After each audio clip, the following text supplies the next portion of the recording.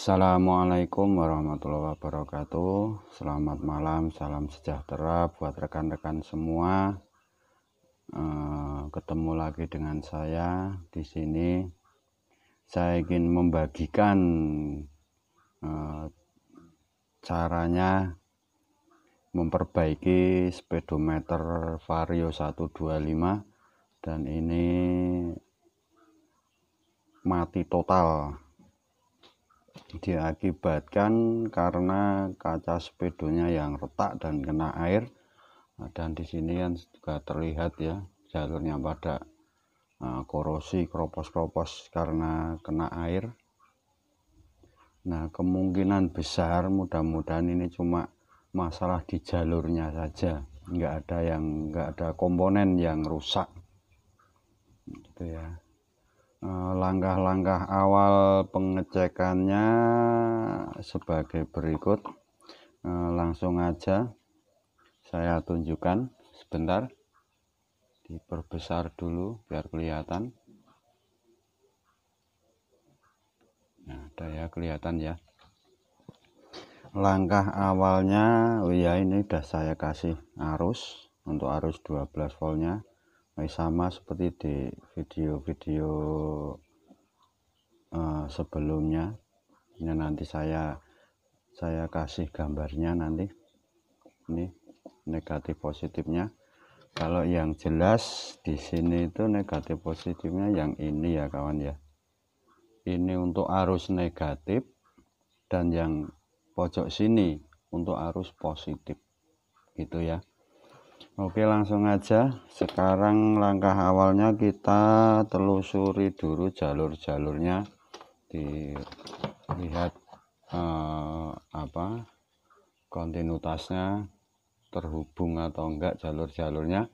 Kalau dilihat dari fisiknya itu cuma jalur-jalurnya yang bermasalah karena keropos itu, dan ini kan sudah saya bersihkan. Yang ini LCD-nya belum, ini terlampau parah ya kawan-kawan ya. Ini full kena air tadi, saya buka itu keluar airnya semua ini. Tapi ini nanti aja lah, yang penting jalur-jalurnya dulu aja yang buat patokan. Pertama-tama kita harus ngecek dulu yang 12 volt yang dari sini. Ini mudah-mudahan kelihatan. Sini terhubung ya. Lalu ini kan dioda, lewat dioda. Selanjutnya dari dioda sini, yang sini juga harus keluar, maksudnya harus terhubung dengan ini, karena yang jalur arusnya harus sampai sini. Ini kan nggak terhubung ya. Nah, sekarang langsung aja kita jammer aja. Wah, ini keropos ini ya, ini keropos permasalahannya ini kawan. Ini jalurnya keropos, putus di sini. Langsung aja jammer aja langsung dari sini sampai sini sebentar. Dan saya biasa menggunakan kawat ini kawat email, kawat sepul kayak gini, yang kecil ya, lebih kecil lebih rapi. Kalau saya suka yang pakai besar biar lebih mudah gitu. Udah, langsung aja sekarang kita bikin jaraknya dari sini menuju ke sini. Ini harus ada arusnya. Ini terputus di sini, maka kita harus buat segini ya. Segini aja cukup nih. Sebentar tak buat sebentar.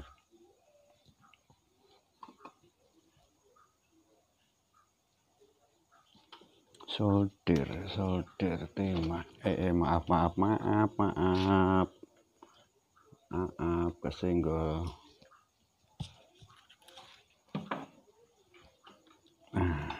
Dah. Sekarang tinggal kita hubungkan yang sini, kasih tenol dulu ya, kasih timah maksudnya. Kalau bahasa saya bahasa saya tuh tenol. Tapi kan timah ini ya, timah penghubung.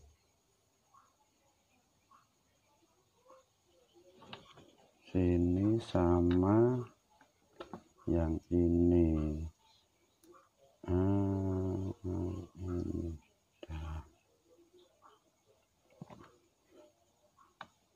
Dirapikan ya kawan ya, pokoknya lebih rapi lebih bagus.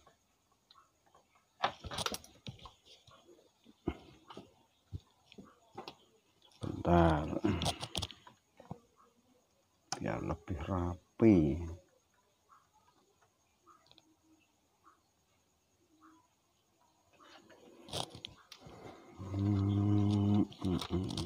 Udah, outnya dari sini.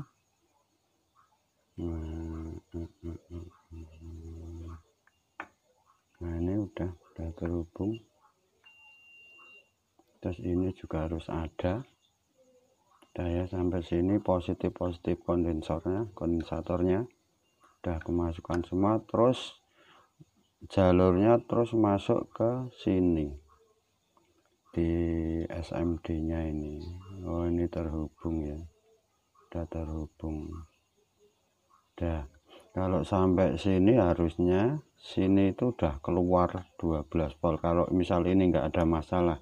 Sekarang kita cek aja kasih arus.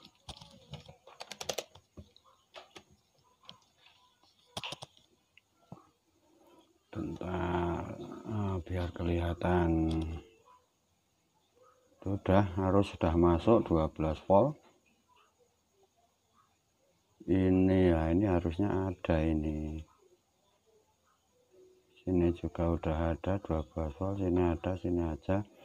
Ini harusnya juga ada transistor kecil ini, transistor SMD ini. Karena ini fungsinya kan untuk semacam relay ya, penghubung ya. Dari sini kalau di depan itu terhubung ke sini terus mengirim mengirim arus sampai di sini. Nah, berarti kemungkinan besar transistor SMD-nya ini juga sudah mati. Nah, dicek dulu, dibolak-balik. Iya, ini udah mati. Sebentar, langsung kita ganti aja ya. Transistor yang sangat kecil. Cara ngelepasnya gini ya kawan ya, dikasih ini kasih timah dulu, timah, kaki-kakinya kasih timah semua dulu ya, terus disolder pelan-pelan.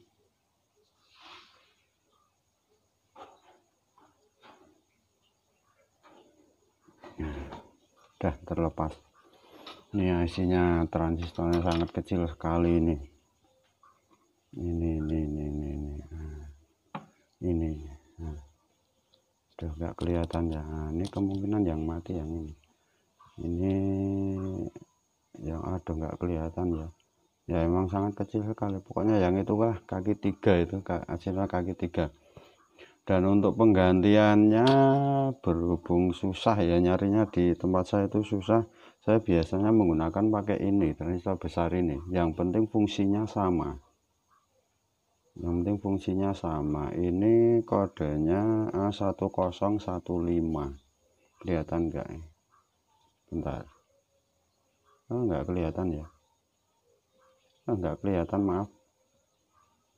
Yang jelas itu 1015 atau apa salah, yang penting bisa jadi semacam relay gitu. Dan yang harus diperhatikan yang penting kaki-kakinya harus sesuai. Mana yang basis, mana yang emitter, dan mana yang kolektor harus disesuaikan. Nah, sebentar kasih tenol dulu. Timah mau tenol lagi.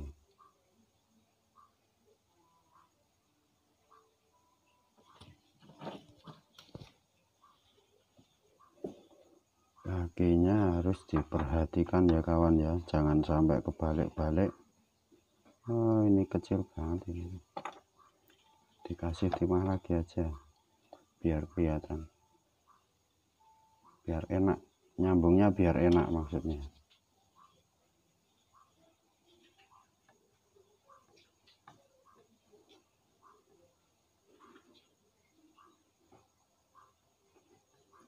Satu udah.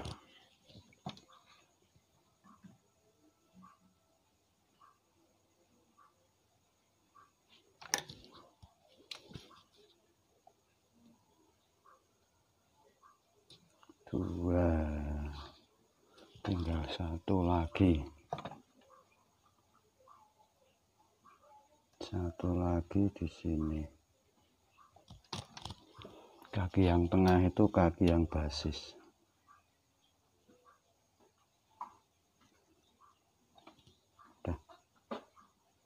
Dah. Sekarang kita coba.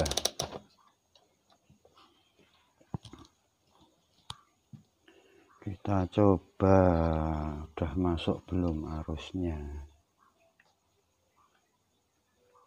Ini 12 volt udah. Sini ada.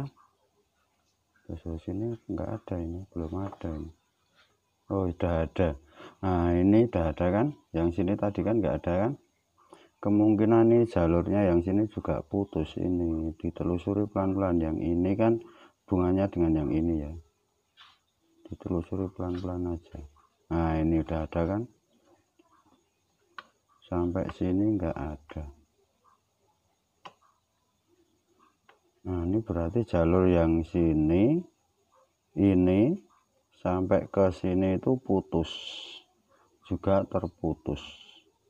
Ini kan ada, harusnya nyampe di sini juga ada masuk 12 volt yang IC regulator ini.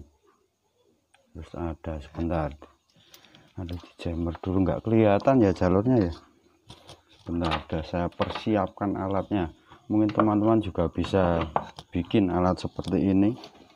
Alat sangat sederhana sekali, nah, tapi bagi saya ini sangat membantu. Bisa untuk melihat arus. Nah, cuma box kotak gini dikasih lampu mah lepas. Sebentar tak pasangnya. Nah, pokoknya kasih lampu kan jadi kelihatan kan jalurnya, jadi lebih enak. Nah ya kan, jadi lebih enak kita nyarinya.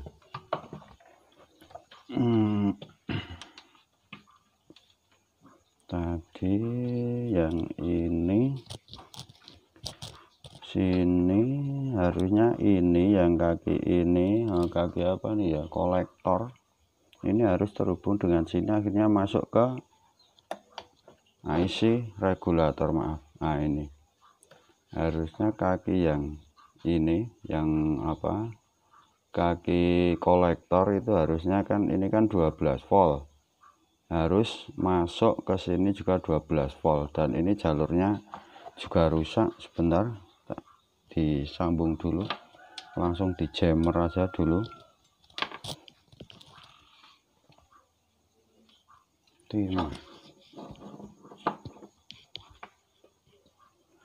Sini ya tadi ya. Nah, ini harus terhubung sama ini. Langsung kasih.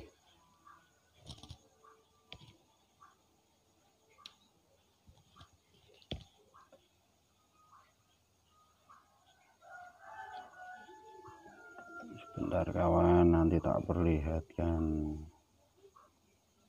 Ini masuk ke IC regulator.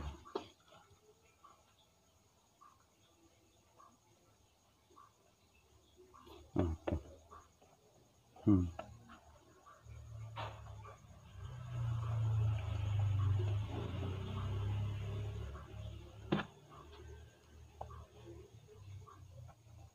Jalur kecil. Nah, harus dihubungkan ke sini. Dah. sudah terhubung. Sekarang coba lagi.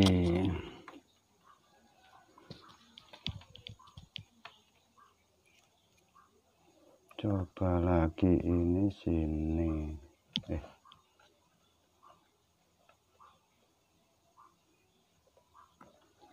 Kok ada?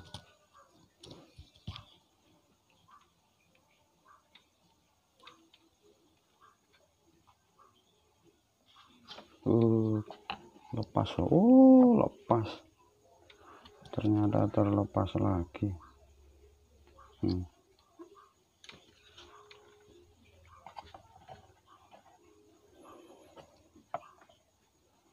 Ini ada kan? Tuh. Testernya nggak kelihatan.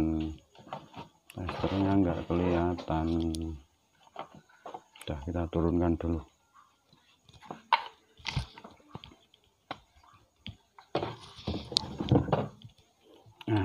Sekarang gini dulu aja, biar testernya kelihatan. Ini udah masuk ya, masuk. Nah, ini juga udah masuk. Sini masuk 12 volt, yang harusnya ini ada arus 5 volt. Nah, udah kan? 5 volt sudah masuk. 5 volt sudah masuk, berarti IC regulator ini aman. Sekarang kita cek lagi yang masuk ke IC kontrol. Sebentar. Ini sudah masuk. Yang sini masuk dan yang sini juga masuk. IC EEPROM juga masuk. Udah. Sekarang kita cek yang jalur yang untuk outnya yang ini, untuk yang 12 volt yang masuk sini. Ini 12 volt ini, aduh, butuh lampu lagi, nggak kelihatan. Nah, ini.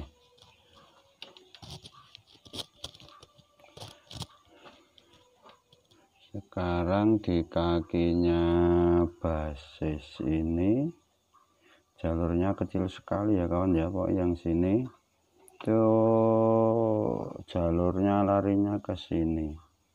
Nah, ini juga nggak ada ini. Sini juga nggak ada. Nggak ada. Ini harusnya sini juga masuk 12 volt.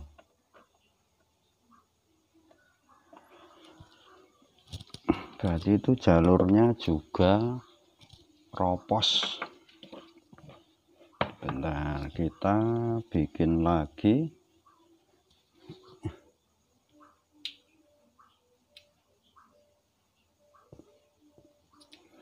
Kita bikin lagi yang sini sampai sini. Ini sebentar ya kawan ya. Memang harus sabar dan teliti. Segini.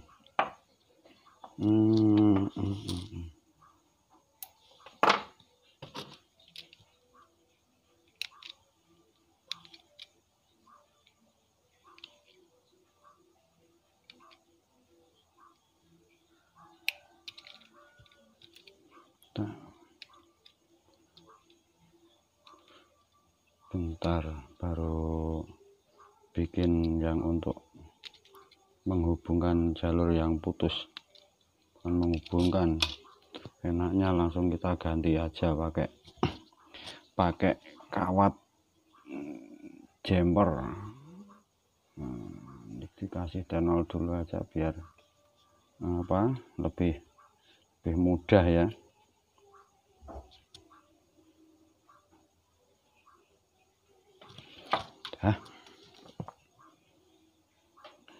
Ini jalurnya juga sangat kecil sekali ya kawan ya. Jadi nyoldernya juga harus hati-hati karena ada jalur di sampingnya itu juga kecil.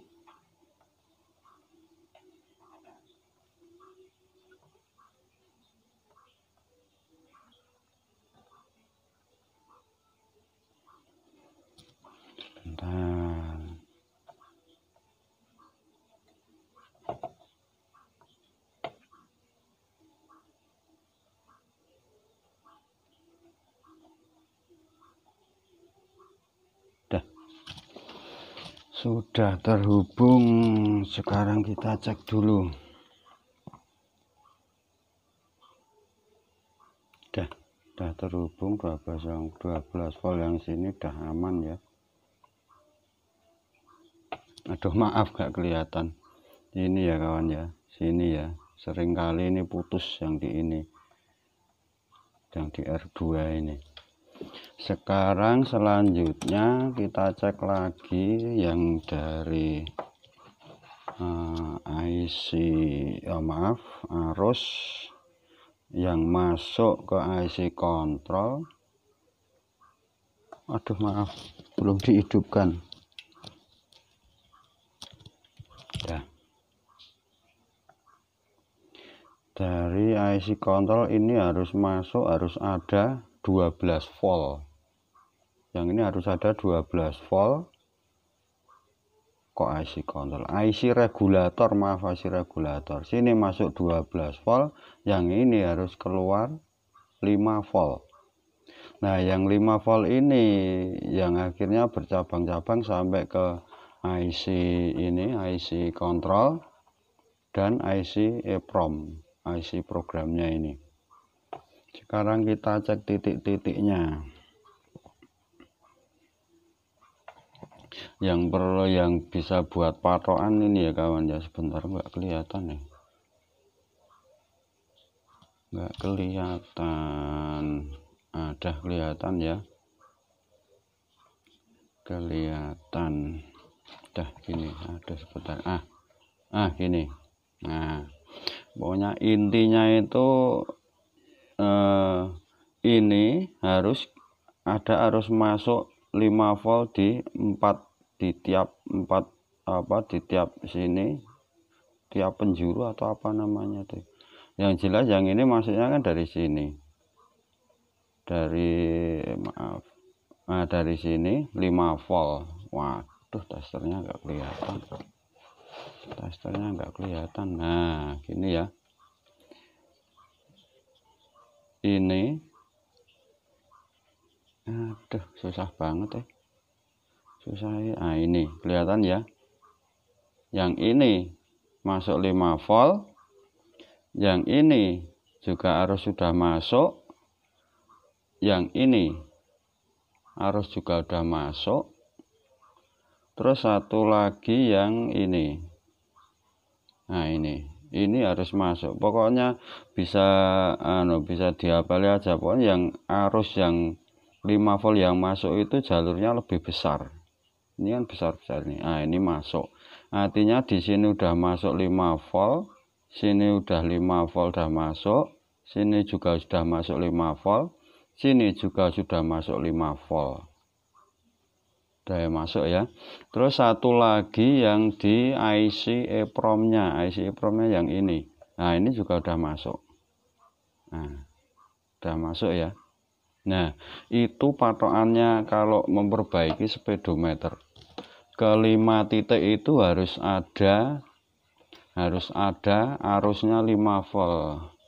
Sebentar, apa dimatiin dulu lampunya ya. Nah, ini mah lebih kelihatan. Sini. Kelihatan sebentar. Nah, ini 5 volt, harus masuk 5 volt. Kedua yang ini juga harus masuk 5 volt.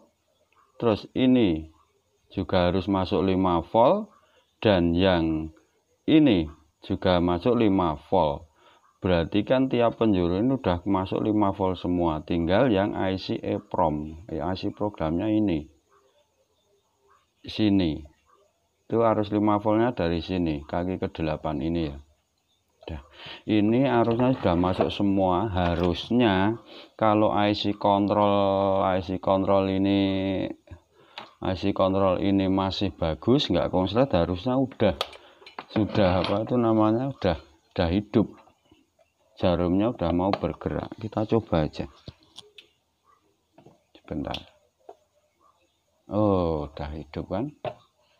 Udah hidup ya kawan ya. Nah, udah hidup. Udah normal ini. Nah, sebentar. Kalau ini lampunya memang mati semua ini tadi ya, ini mati, ini mati, ini mati, sen juga mati, indikator apa ini namanya, indikator mil juga mati, rating ya sen tadi ya, itu mati semuanya. Kalau yang jelas kan ini udah hidup semua. Kalau maaf, kalau yang jelas ini kan speedo udah normal ya, udah bisa gerak gini. Harusnya LCD ini juga udah menampilkan angka. Sebentar, kita lepas LCD-nya. Sebentar. Nah, ini LCD-nya ini. Ini sini dulu. Nah, ini loh. LCD-nya ini loh. Masih ini. Masih belum saya cuci. Udah kita lepas. Kita lepas aja untuk mencoba.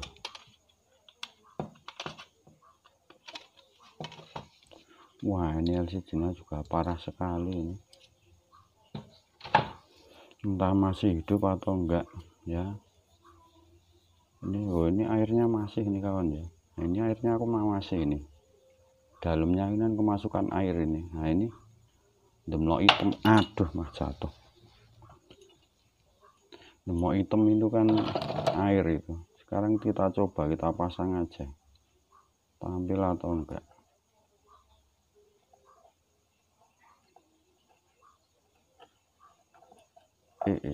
Kakinya.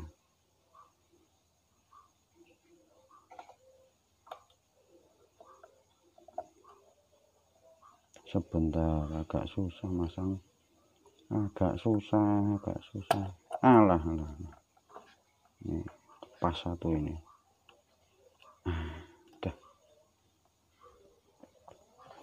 Udah terpasang. Nah ini udah tampil kan? Udah tampil ya. Sudah tampil itu. Udah normal ini. Mesin sepedonya udah normal ya. Sekarang yang bermasalah itu di LCD-nya. Mungkin teman-teman juga sering kali menemui keluhan di konsumen itu LCD-nya tampilannya ngaco seperti ini. Nah, itu permasalahannya. Biasanya kalau enggak jalur yang di sini, ini jalur ini kan yang menuju ke LCD ya. Ini ada yang putus, korosi juga maksudnya.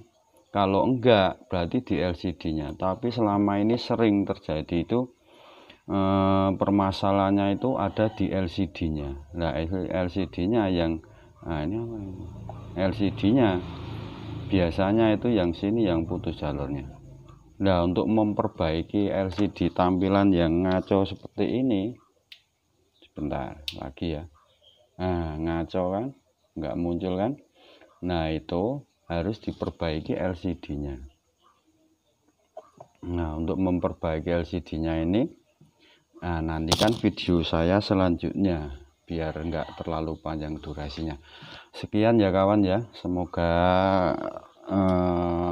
tutorial ini bermanfaat dan bisa jadi patokan dalam memperbaiki speedometer. Ini udah ngaco sekali ini. Nah, ini kadang hilang kadang muncul. Ini udah bermasalah ini ya. Sekian dulu, semoga ada manfaatnya dan semoga usaha rekan-rekan semua diberi kelancaran, diberi rezeki yang melimpah dan barokah, amin.